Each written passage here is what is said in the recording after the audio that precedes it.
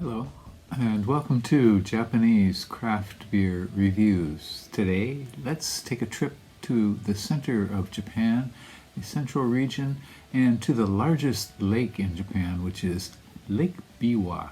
And Lake Biwa is located in Shiga Prefecture, which is one of the few landlocked prefectures in Japan.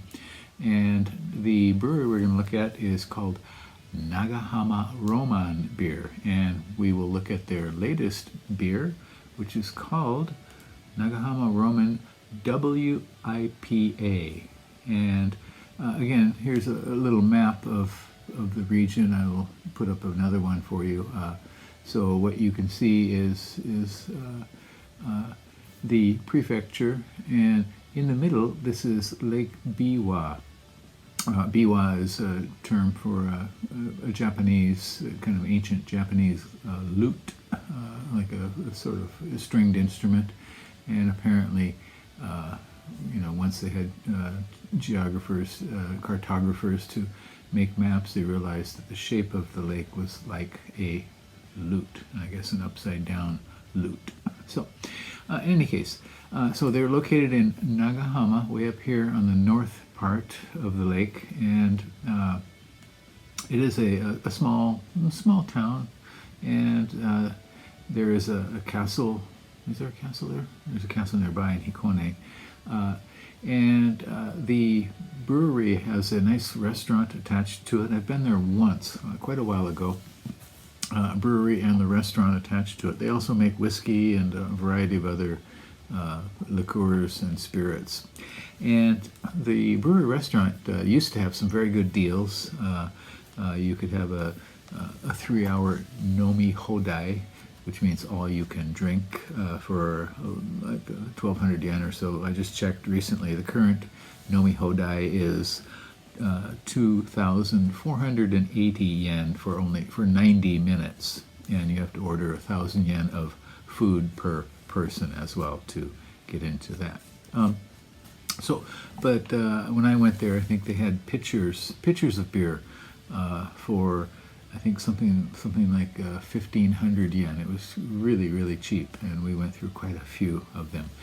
Back in those days, Nagahama had trouble with their yeast. Their house yeast was kind of ultra present in every single beer they made, and so it kind of detracted from the features of the different styles of beer when you could taste the same yeast in almost everything. They have a connection with Liquor Mountain, the Liquor Mountain chain of stores throughout Japan. I don't know the exact connection, but that's where their beer is almost always available, and that's where I bought this one. Their website will list a lot of information about the liqueurs and the whiskeys and the musical events that they have at the brewery, all kinds of things, and has food menus, but not a lot about the beer. When I checked, I didn't find anything about this beer on the website. There may be something now. I'll see if I can find something, and I'll put a link in the description below. Enough about the brewery. Let's get on to this beer. WIPA, and it is a double IPA, and that is what the W is indicating here. The most famous one in Japan is made by Mino, which is W/IPA, and the intention is to mimic the sound of W, and to get the double idea in here. And this is their most recent beer. It is a double IPA or Imperial IPA, 8% alcohol, and 72 international bittering units. This is 300 milliliter can, and I don't have ratings from Rate Beer or Untapped. I'm sorry. You can go check it out and see. I don't even know if it's listed on Rate Beer yet. This one cost 715 yen, so the price is getting up there in price, certainly, but still not at the even the average for craft beer in Japan these days. 715 yen, and that translates into $4.72. Get it straight, boy, in U.S. dollar terms. And So this was released on February 27th, 2024, which is about 5-6 weeks ago. And they say that they used the double amount of malt and hops in this. And the main hop that they indicate here is Centennial, which is a very, very respectable IPA hop. And the malt is from the US, Canada, and Germany. The hops, Centennial plus, I don't know what else here. So again, this is available at Liquor Mountain stores, and I think also at Seijo Ishii stores as well. You might find it there. Okay, so 8%, 72 IBUs. Let's see how they do. This is one of my favorite styles, and we'll see about this one.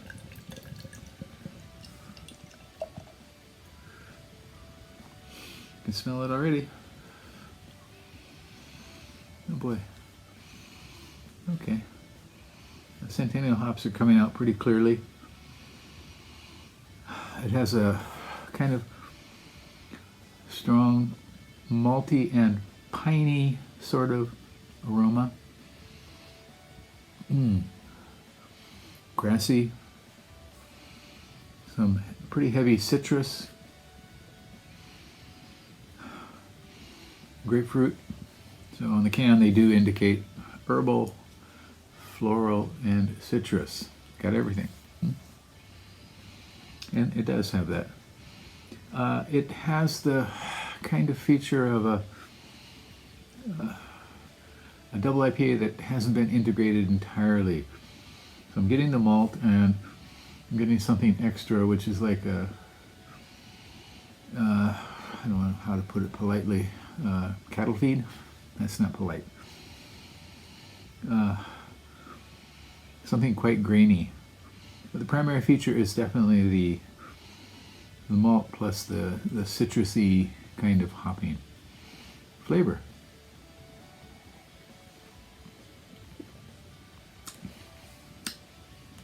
Pretty much as expected. It does have definitely some alcohol warmth. The citrus comes through strong and clear, and it's kind of sweet maltiness. The hops make a quick impact, kind of medicinal, and then fades away. Doesn't have long tracks, as we say, for the impression of a deep kind of bitterness that lingers. It's the malt that comes back again. Here, it does say it's kind of medicinal.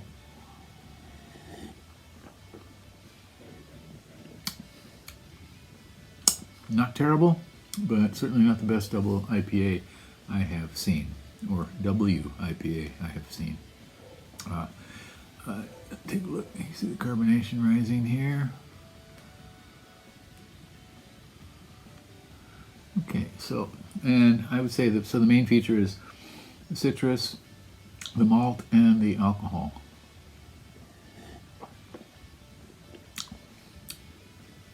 Yeah, so a little bit harsh, a little bit unintegrated, not unpleasant, but certainly not the best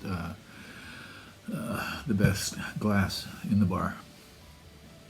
Again, this is called Nagahama Roman WIPA, or double IPA. 8%, 72 IBUs. Give it a go. If you happen to be in an area where you find a Liquor Mountain store, there are quite a few around Japan, but they're not everywhere, that's for sure. Give it a try and tell me what you think. Tell me about your experiences with the style.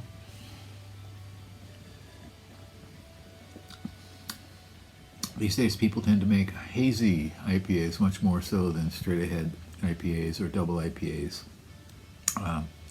And I kind of prefer the old school stuff, an IPA or just a regular double IPA. But that's me. Okay, well, take a trip to Nagahama someday. It's not on the exactly on the beaten path, but about an hour on the train out of Kyoto. You can get up there and you can have a great lunch or dinner, and a lot of interesting beer as well. That's it for today. Bye-bye.